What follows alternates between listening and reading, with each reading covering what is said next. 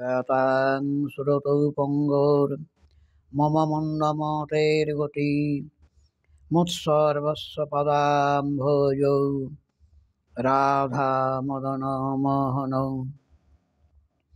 গ্রন্থের আরম্ভে করি মঙ্গলাচরণ, গুরু বৈষ্ণব ভগবান তিনের স্মরণ। তিনের স্মরণে হয় বিঘ্ন বিনাশন, অনায়াসে হয় নিজ বাঞ্ছিত পূরণ। সব শ্রোতা বৈষ্ণবীর করি নমস্কার, সবই পদ ধূলি দেহ মস্তকে আমার।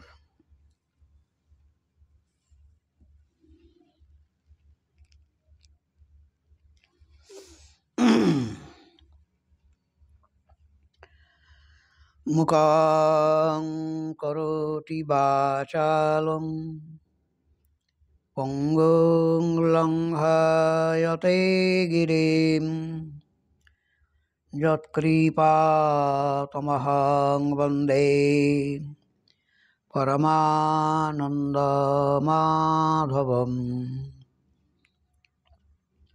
পঙ্গুং লঙ্ঘয়তে শৈলং মূকমাবর্তয়েৎ শ্রুতিম যৎকৃপাতমহং বন্দে কৃষ্ণ চৈতন্যমীশ্বরম। শ্রী গুরু প্রেমানন্দে নিতাই গৌর হরি বল। জয় জয় শ্রী রাধেশ্যাম।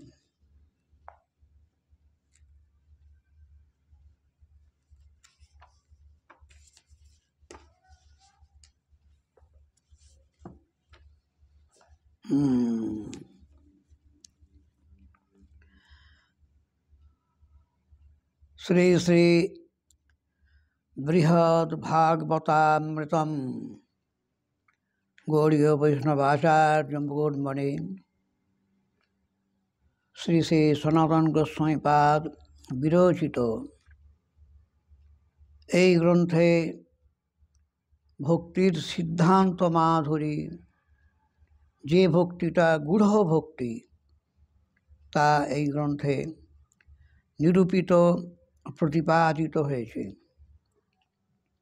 গোপকুমার উপাখ্যানে যে গোলক মাহাত্ম্য নিরূপণ নামক যে দ্বিতীয় খণ্ড, তার মধ্যেই এই আলোচনা হচ্ছে যে ব্রজ প্রেম, যে প্রেম অতি অলৌকিক, যে ভাব লোকাতীত তর্কাতীত, ব্রজ গোপীগণের ব্রজবাসীগণের যে ভাব, তো সেই ভাব বড় অদ্ভুত। আমরা গতকাল শুনছিলাম যেটা পূর্ব শ্লোকে, যে একটি মাত্র শ্লোকে বললেন কেবলং লৌকিক প্রাণ সুহৃদ বুদ্ধে সসিদ্ধতি লোকালোকোত্তর যশা বতি লোকোত্তর পিজ, আমরা গতকাল আলোচনা করেছিলাম।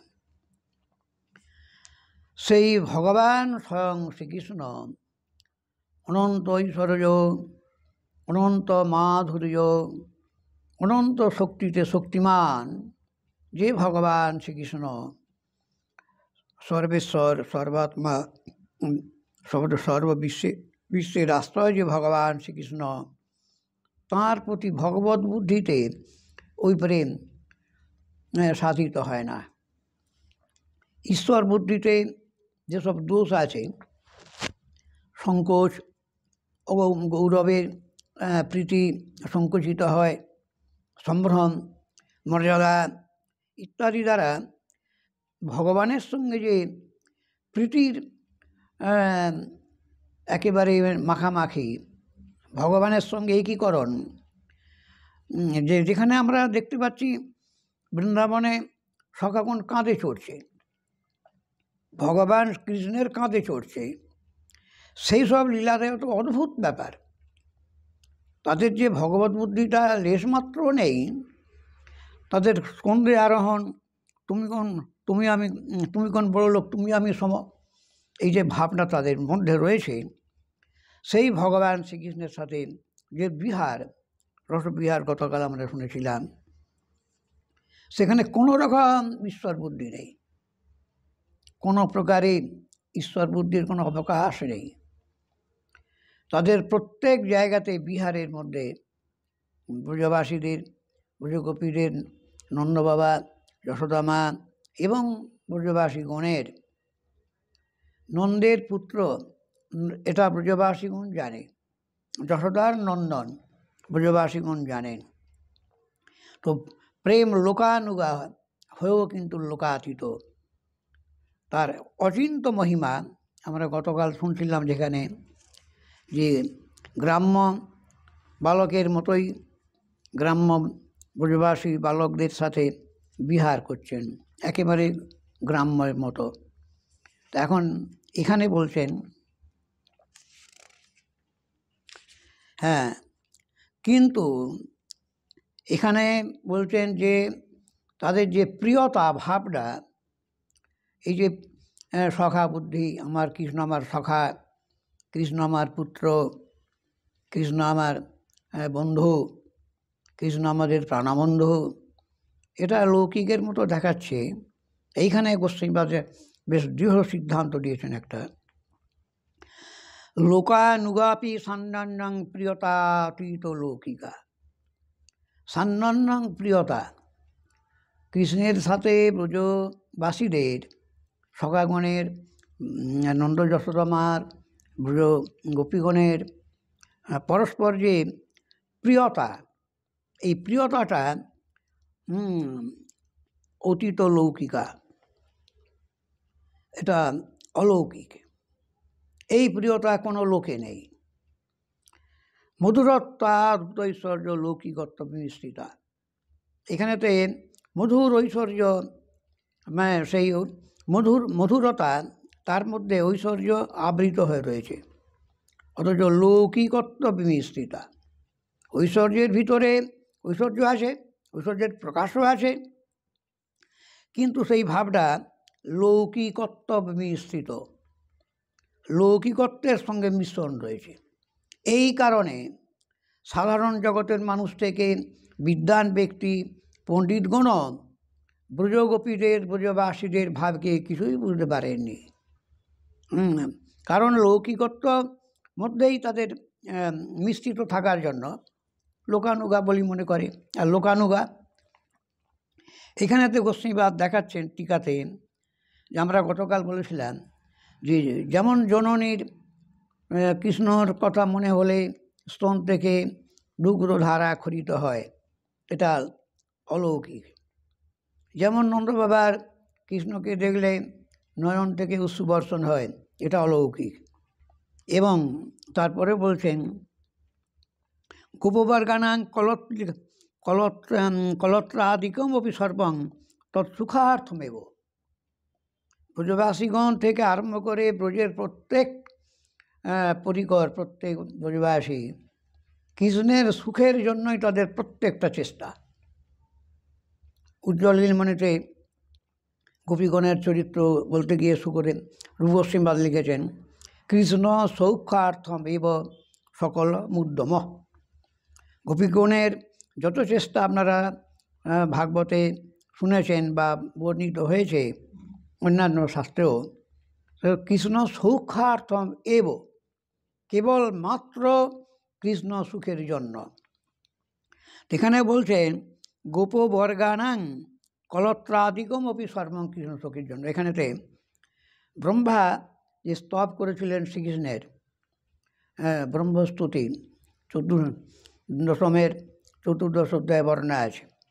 ব্রহ্মা মানে কৃষ্ণকে যেন নিবেদন করছেন যে প্রভু, তোমার যে দান, পুতনাকে তুমি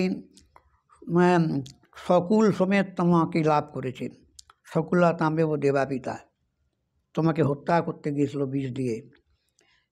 এই যে ব্রজবাসী যারা, তাদেরকে কি দেবে কেন না, যদ্ধামার্থ সুহৃত প্রিয়ার্থ তনয়, যদ্ধামার্থ সুহৃত তনয় প্রাণাশয়স্তৎকৃতে।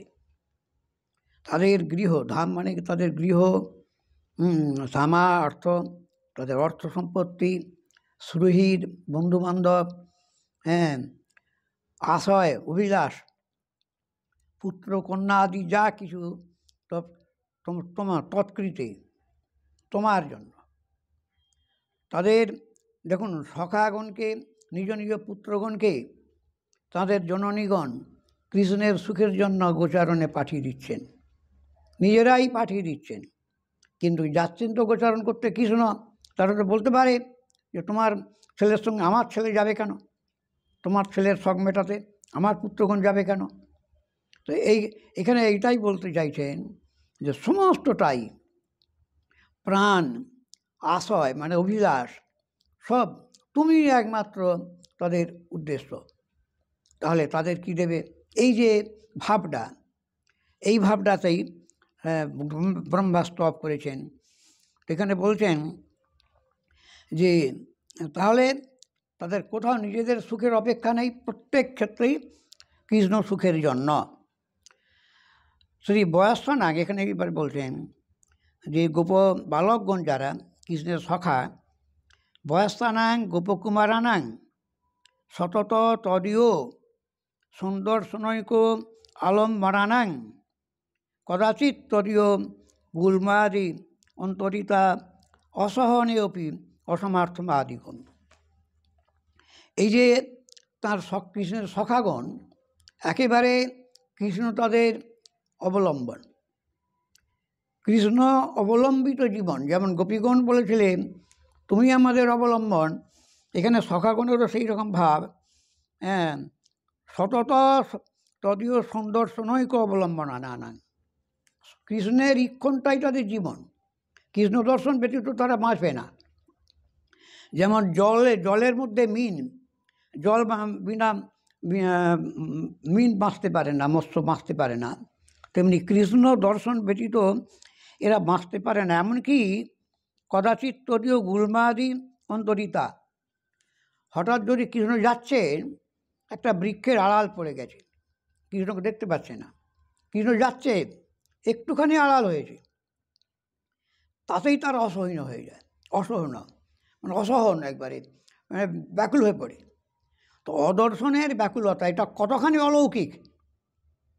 এই যে সখ্য ভাবটা রয়েছে এখানে, পৃথিবীতে কোথায় কোন সখা, কি স্বর্গে বলুন বৈকুণ্ঠে বলুন, এইরকম একটু অদর্শনে একবারে তো এসে মর্মাহত হয়ে যাচ্ছে, ব্যাকুল হয়ে পড়ছে একটু অদর্শনেতে। এটা এখানে বলছেন কৃষ্ণ জীবন তাদের একবারে।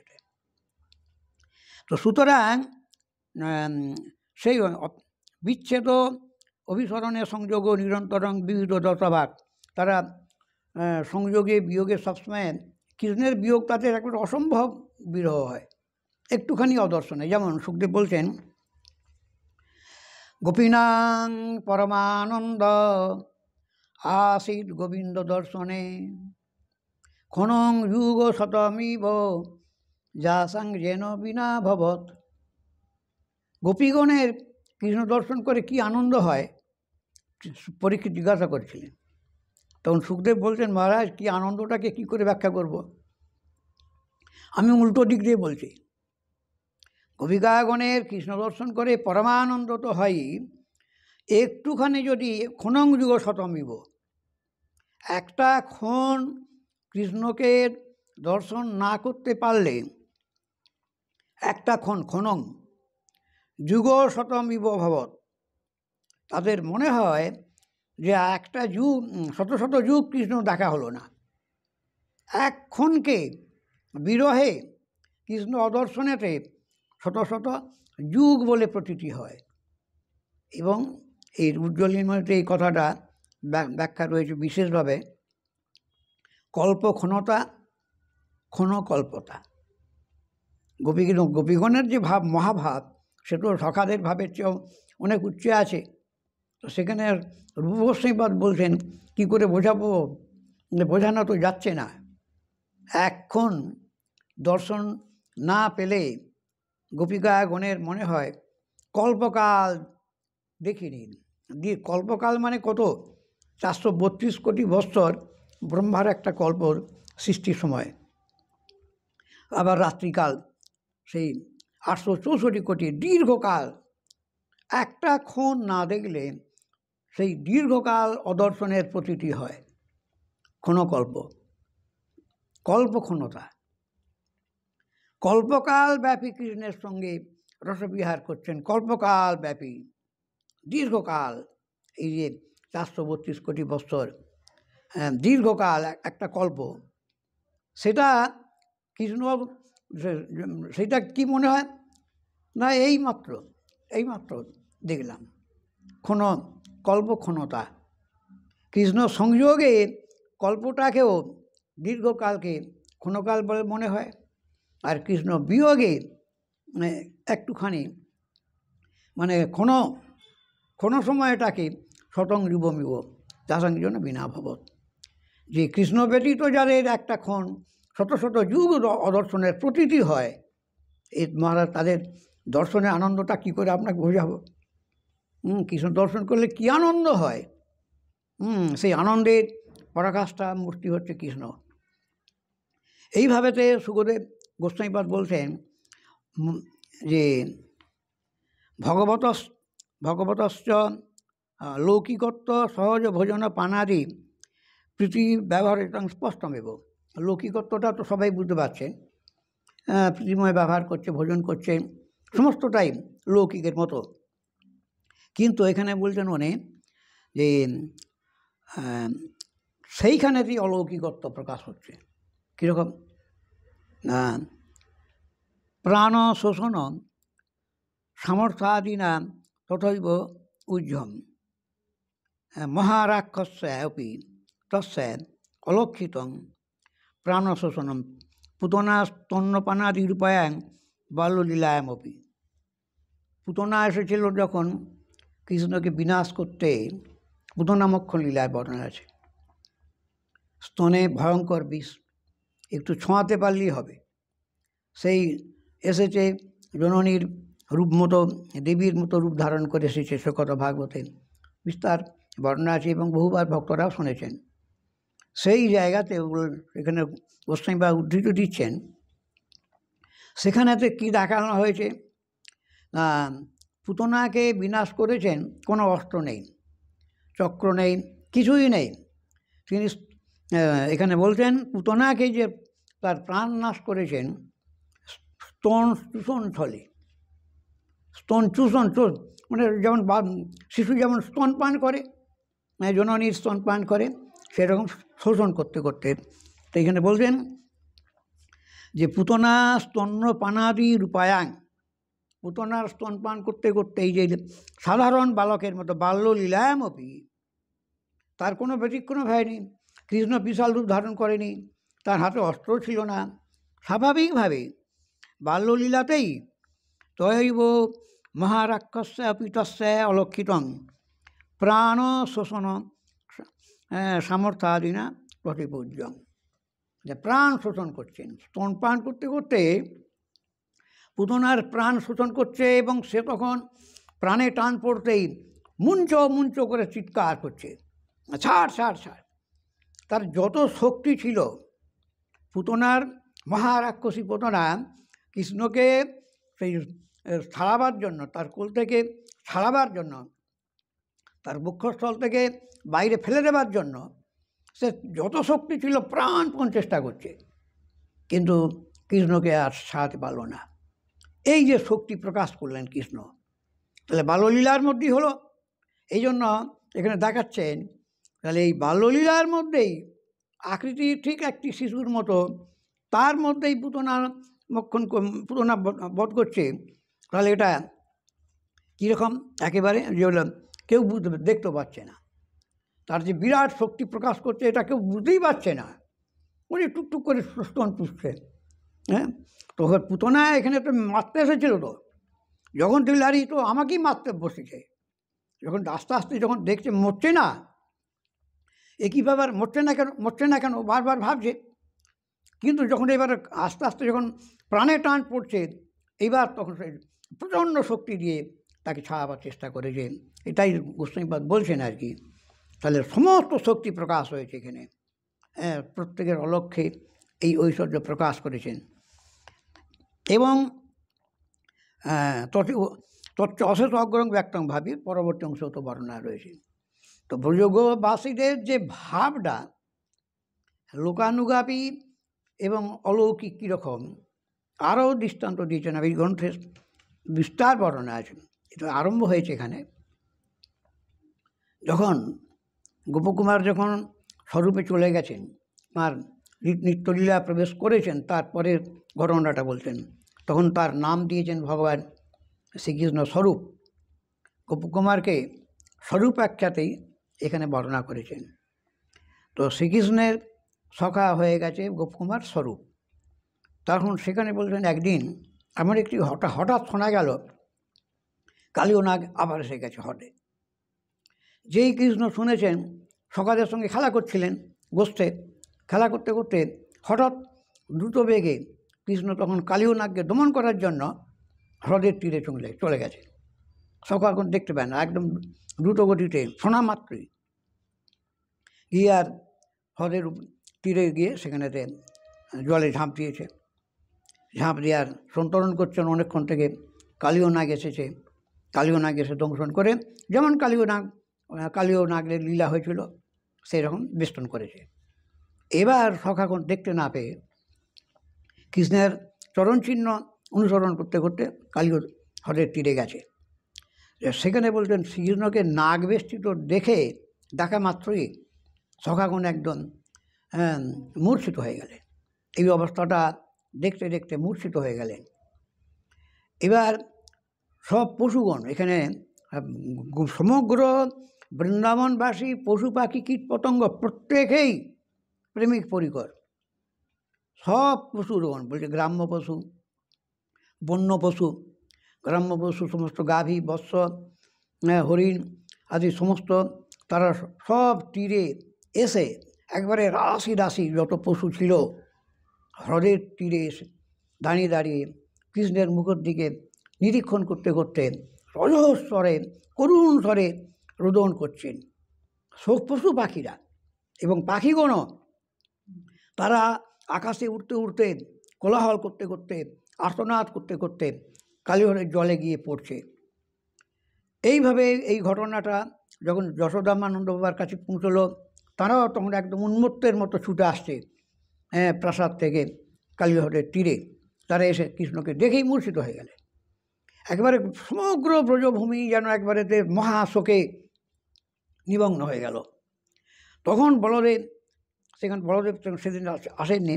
তারপরে উনি যখন এবারে মিথ্যে বলে তো বলদেব এলেন, কিন্তু যশোদামা নন্দবাবাকে দু হাত দিয়ে আটকে রেখে দিয়েছেন। কিন্তু শেষকালে বলদেব পর্যন্ত মূর্ছিত হয়ে গেলে। যখন এই বিলাপ করছে প্রত্যেকটা নরনারী আবাল বৃদ্ধ বনিতা ব্রজবাসীগণ পশু পাখির এই বিলাপ শুনেন বলদেব পর্যন্ত মূর্ছিত হয়ে গিয়ে রোদন করতে লাগলেন। কাষ্ঠপাশানো ভেদিতম এরকম বিলাপ করছেন। তারপর অনেকক্ষণ পরে বলদেব নিজেকে শান্ত করে, বলদেবই ধারণ করে রেখেছেন লীলা।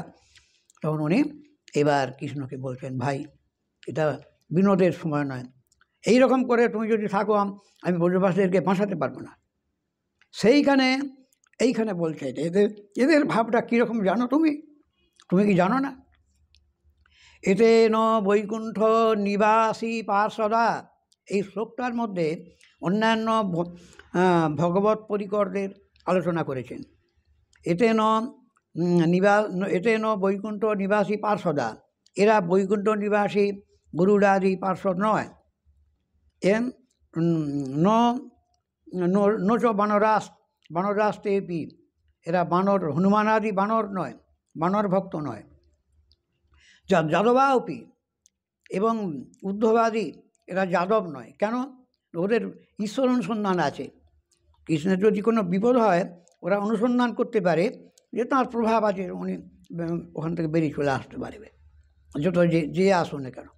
এই জ্ঞানটা ওদের রয়েছে, ঈশ্বর জ্ঞান ওখানে নিহিত রয়েছে। বৈকুণ্ঠ পার্শ্বদেরও আছে, শ্রী হনুমান আদি পরিকরদের আছে, যাদবগণেরও ঈশ্বর জ্ঞান আছে। কিন্তু এরা কারা না? ভবদেকো জীবনা, গোলোক লোকা ভবদেকো জীবনা। এরা তুমি এদের জীবন সর্বস্ব। এরা তোমার কোনো ঐশ্বর্যের অনুসন্ধান করে না কখনো, নিজেদের আত্মানুসন্ধানই নেই, আর তোমার ঐশ্বর্য অনুসন্ধান করবে এরা। অতএব তো আমি রক্ষা করতে পারবো না। এই বলে সেখানেতে তুমি শীঘ্রই বিনোদ ত্যাগ করো। তো এই শ্লোকের মধ্যে দেখানো হয়েছে কি, ঈশ্বর জ্ঞানটা এদের মধ্যে একটু লেশ মাত্র নেই, অথচ তাদের যে প্রিয়ত্ব বুদ্ধিটা এটা এমনই অলৌকিক, ক্ষণকাল অদর্শন তারা সহ্য করতে পারে না। একটু সামান্য আড়াল হয়ে গেলে, বৃক্ষের আড়াল হয়ে গেল, সখা কোনো ব্যাকুল হয়ে পড়েন। এই যে ভাবটা, এইটাই গোস্বামীপাদ বোঝাচ্ছেন আর কি, যে লোকানুগাপি লোকাতীতা, এই পরস্পরের মধ্যে যে প্রিয়তা রয়েছে এটা লোকাতীতা। এই মা যশোদা, আরও আমরা দেখি যশোদা মার চরিত্রে, তাঁকে দেখছি আমরা স্তনপান করাচ্ছে কৃষ্ণের কোলে নিয়ে, একেবারে শিশু অবস্থায়। কৃষ্ণ ঘুম এসেছে আবেশে, হাই তুলে মুখটা হাঁ করেছে, তখন মুখের মধ্যে ব্রহ্মাণ্ড দেখছেন। যশোদা মা মুখের মধ্যে ব্রহ্মাণ্ড দেখছেন, দেখে বিড়ারি কী হলো, আমার ছেলের কী হলো, আমার শিশুর কী হলো, একটা ব্যাকুলতা প্রকাশ করেছেন। ঈশ্বর বুদ্ধিতে কখনো স্তুতি করে না। এবং আর একবার গোকুলে যেখানে মৃদুভক্ষণ লীলা হয়েছিল, যাকে ব্রহ্মাণ্ড ঘাট বলা হয়, মৃদুভক্ষণ লীলাতে সেখানেও মা ছুটে গেছে, এই দেখি এই মাটি খেয়েছিস? বলছে না মাটি খাইনি তো আমি। সবাই মিথ্যা করে বলছে, হ্যাঁ সবাই মিথ্যা করে বলছে, এসব মায়ের সঙ্গে কথা হচ্ছে। দেখি আজ দেখ, হাঁকার মুখটা খোল।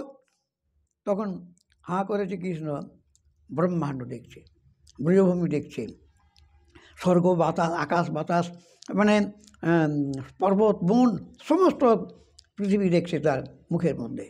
এখানেতে মা যশোদা দেখতে দেখতে একদম মূর্ছিত হয়ে গেলেন।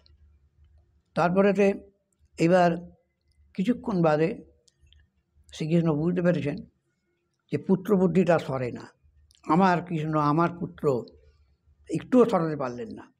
তখন উনি তাতে খুব সন্তুষ্ট হয়ে গিয়ে মায়া সরিয়ে দিলেন। ওইখানে সুখদেব তারপরে শ্লোকে বলছেন, যশোদা মার পুত্র বুদ্ধিটা কীরকম বুঝতে পারছেন। চোপনিষদ ভীষ্ম সাংখ্য যোগৈশ্চ সাত্ততৈ উপগীয় মান মাহাত্মং হরিং সামান্যতাত্ময়ম।